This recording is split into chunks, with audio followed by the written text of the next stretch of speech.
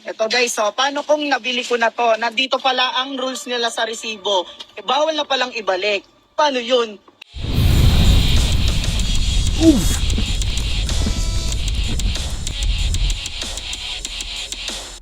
Wala, hindi kita nilait, miss.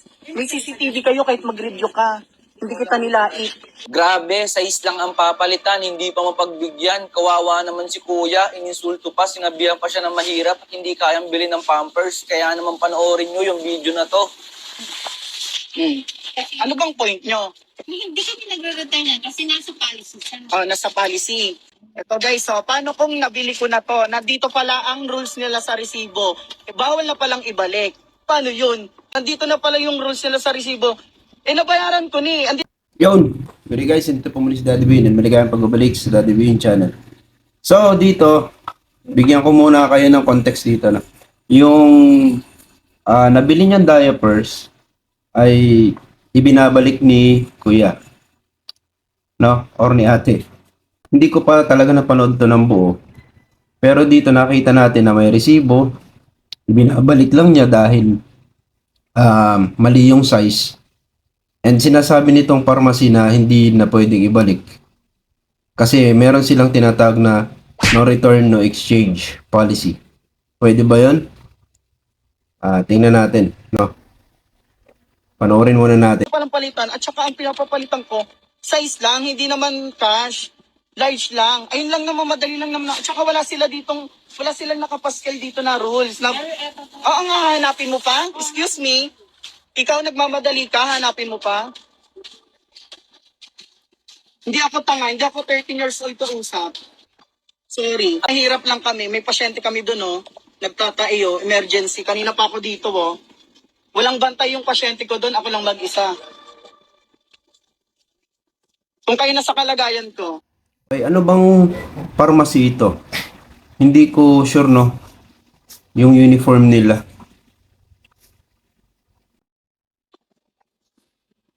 Sige nga. After buying a certain item, Ayun nga, miss, ang pinopoint mo, meron pala kayong policy. Nasa resibo ni... once you return the item, Oh, sige, magbasa ka dyan. Oo. Ayan nga, nandyan nga eh. Oh. Wala kayong nakapaskil ang pinopoint ko. At tas nandito na pala, nabayaran na eh. Bawal na palang palitan ng... Size lang naman, miss. Hindi naman pinapapalitan ng cash. Size lang. Kasi mahirap lang ako, miss. Hindi ko na kayang bumili ng gantong mahal na diaper. Size lang ang pinapapalitan ko, tapos na.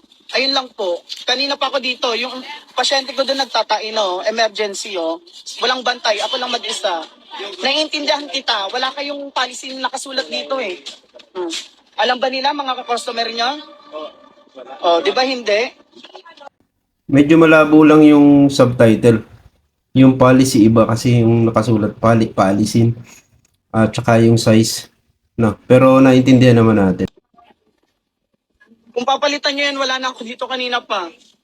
ang dami nyo na sinabi. Ayun nga, ang dami ko na sinabi. Tama naman ako ah. Na kami. Anong nilait? Walang panlalait doon. May video oh. Saan lait doon? Wala, hindi kita nilait. Okay. Pigilan muna natin yun dyan. Ang case pala nito is, pwede naman palitan. Pero ang nangyari, tingin ko, ang nangyari sa una, bago pa nag-video ito si Kuya, pwedeng na-insulto itong mga itong mga crew, no? Or yung mga tao doon sa pharmacy. Which is hindi pa rin naman grounds, no, para hindi nila palitan. Hindi pwedeng ipatupad or ini-enforce ng DTI na hindi pwedeng o prohibited, sabi nga nila, na hindi pwede yung no return, no exchange policy. Pwede itong pwede silang maano dito, no, sure kung makasuhan or maireklamo, no. And pwede nila i-exercise yung 3 hours kapag dito sa pharmacy, no, every time na may nagrereklamo customer sa product na nabili nila. Ano ba yung 3 hours? 3 R, repair, replacement, and refund. Kung halimbawa may reklamo yung customer, nakalagay daw yan sa RA 7394.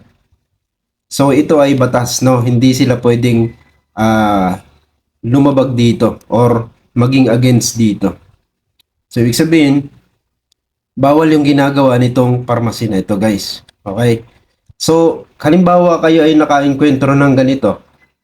Ano ba yung mga grounds para hindi palitan?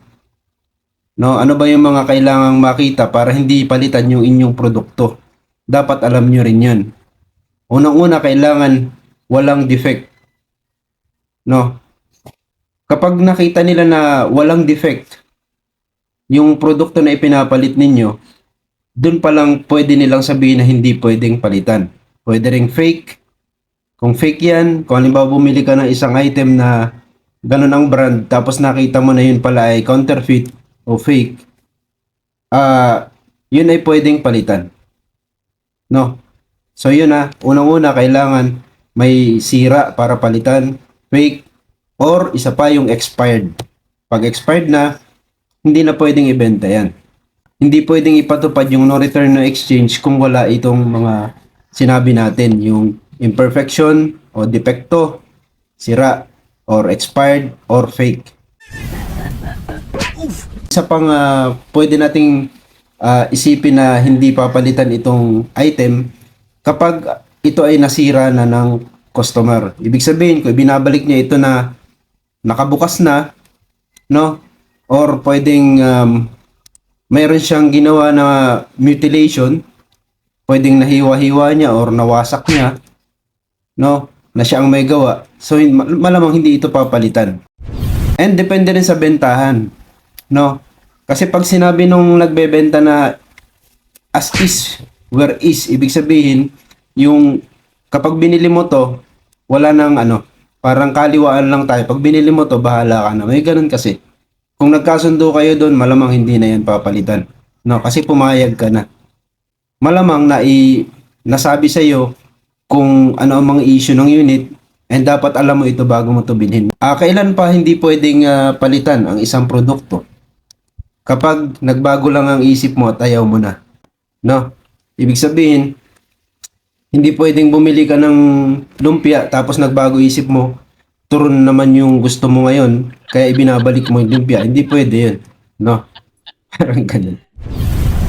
Yung tungkol naman sa kapag gamit na yung nabenta sa'yo, yung second hand article na tinatawag. Kapag yung binenta sa'yo ay inaasahan mong bago at nakita mo na second hand, pwede mo siyang ibalik.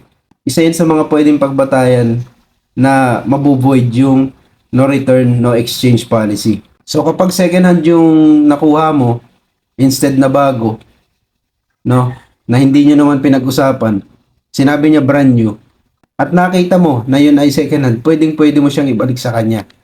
Okay? Walang doon. Agad-agad, ibig sabihin, nagkaroon ng failure doon sa kasunduan.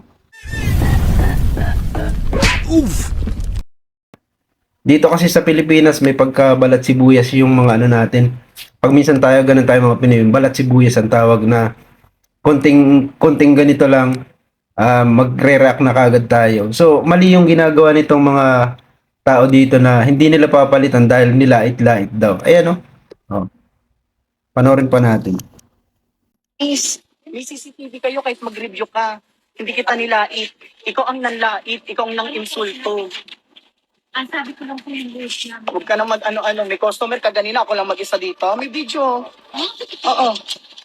Dali na. Dito po ito nakalagay sa ng Oo nga, Ano yan? Palit pa nagmamadali ka na emergency. Hanapin mo pa yung policy nyo. mismong nasa DTI yan. My God! At saka, nasa resibo ni. Mali ko bang nasa resibo ni yung nyo? Nabili na pala. Bawal na palang palitan. Nasa resibo yung rules nyo. Paano namin mababasa? Wala kayo nakapastel dito. Diba? Maghahanap ka pa. Nagmamadali kami. Emergency. Okay, mali talaga yung ginagawa dito ng parmasya, no? Wala namang issue wala silang sinasabi tungkol do sa issue sa product na binili. And gusto lang naman palitan yung size, no? Hindi naman niya sinasabing palitan mo yung, ibalik mo yung cash. Hindi ganun. Ang gusto niya size lang. Siguro nga magdadagdag pa siya dito ng additional, no? Kasi yung mga mas malalaking size ng diaper, mas mahal yan. And ang nakita lang natin dito is yung sinasabi nitong ni Madam dun sa counter na nilait-lait mo kasi kami. Medyo mataray nga naman yung bibig niya, no?